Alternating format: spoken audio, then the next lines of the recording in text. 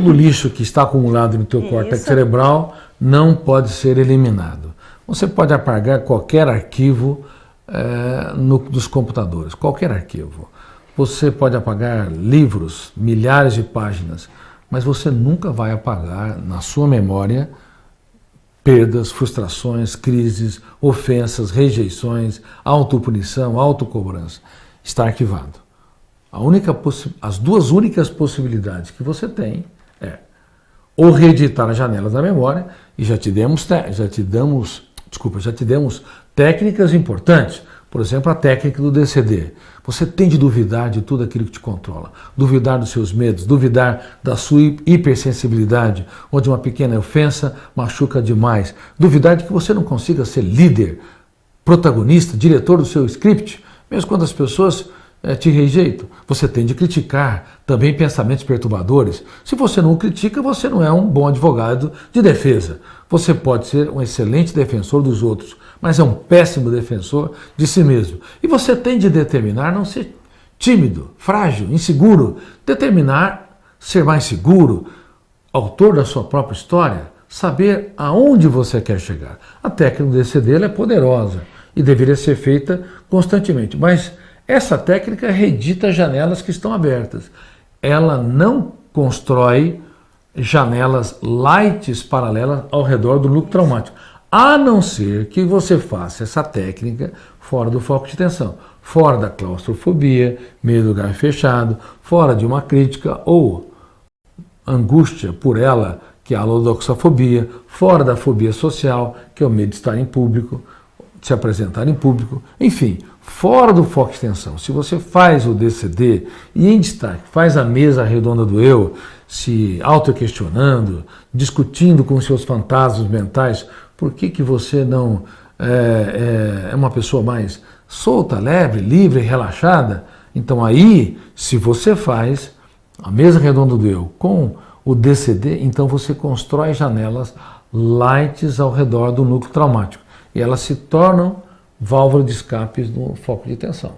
Então, você acabou de entrar no elevador e tem claustrofobia, mas como você questionou muito que o elevador é um aparelho seguro, que você não precisa ser escravo da possibilidade de morrer, faltar oxigênio, enfim, se você construiu janelas lights ao redor do núcleo traumático, quando você entra no elevador, você tem válvulas de escape, você tem janelas neutralizantes. Isso é muito poderoso. O DCD é uma arma, né? O DCD é uma ferramenta muito poderosa. Isso. Se todos os dias as pessoas fizessem dos chineses aos americanos, dos franceses aos coreanos, muitos dos nossos hospitais psiquiátricos se converteriam em conservatórios musicais, porque teríamos muito menos pessoas doentes.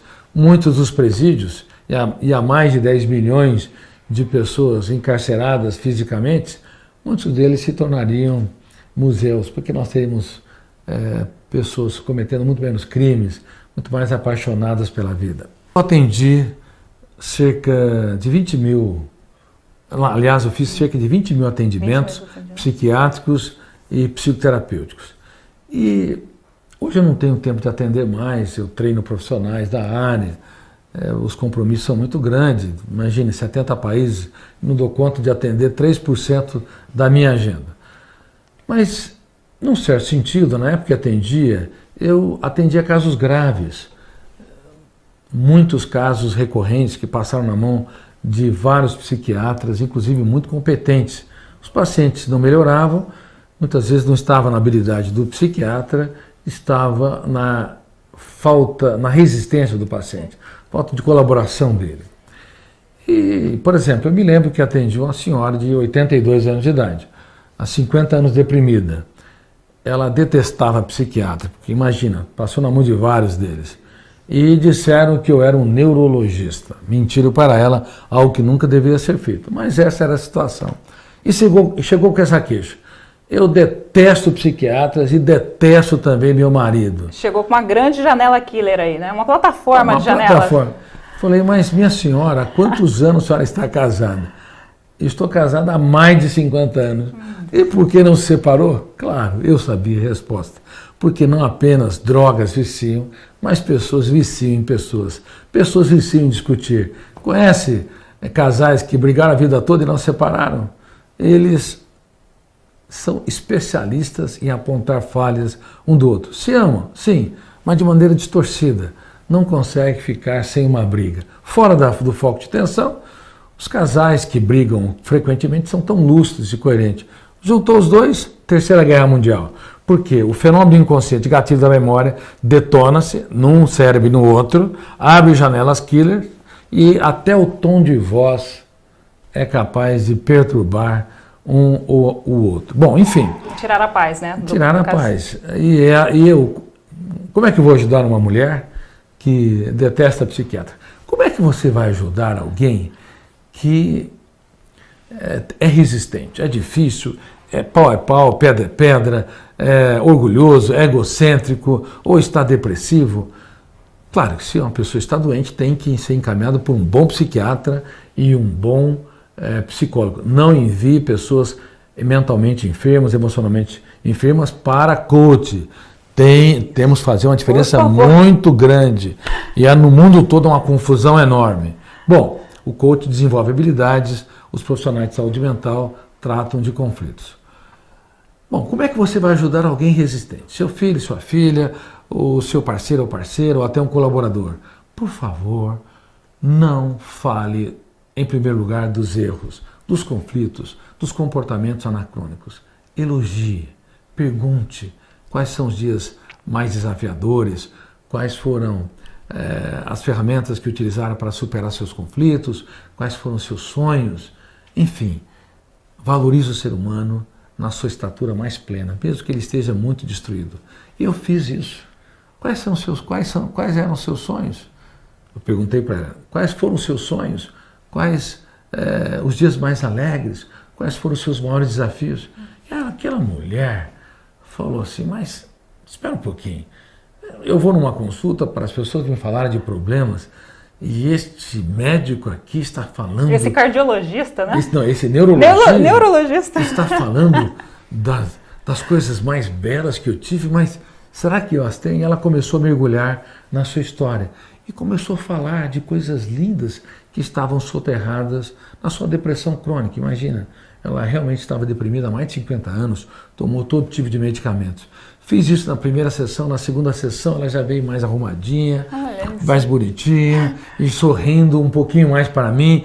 Na terceira sessão perdeu o medo, na quarta sessão já sabia que era um psiquiatra, mas eu já não era alguém que ela sentia que estava invadindo a privacidade.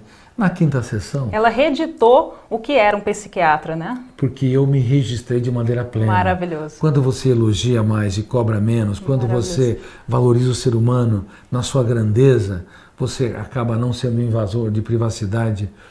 Mas isso não é comum, é raro como ouro. As pessoas normalmente são apontadores de falhas, críticas, dão conselhos vazios. Quem é um apontador de falhas? Se você é um apontador de falhas, você está apto para conviver com máquinas, mas não para formar mentes brilhantes. Por isso, por favor, em primeiro lugar, encontre um tesouro dentro de cada pessoa que está ao seu redor. Um gestor da emoção, e você é meu aluno e minha aluna, ele é um garimpeiro de ouro. Um garimpeiro de ouro não cria ouro, remove as pedras. Bom, resultado.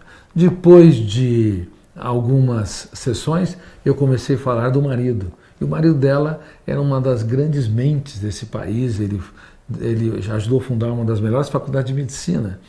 E, de repente, comecei a falar das qualidades dele.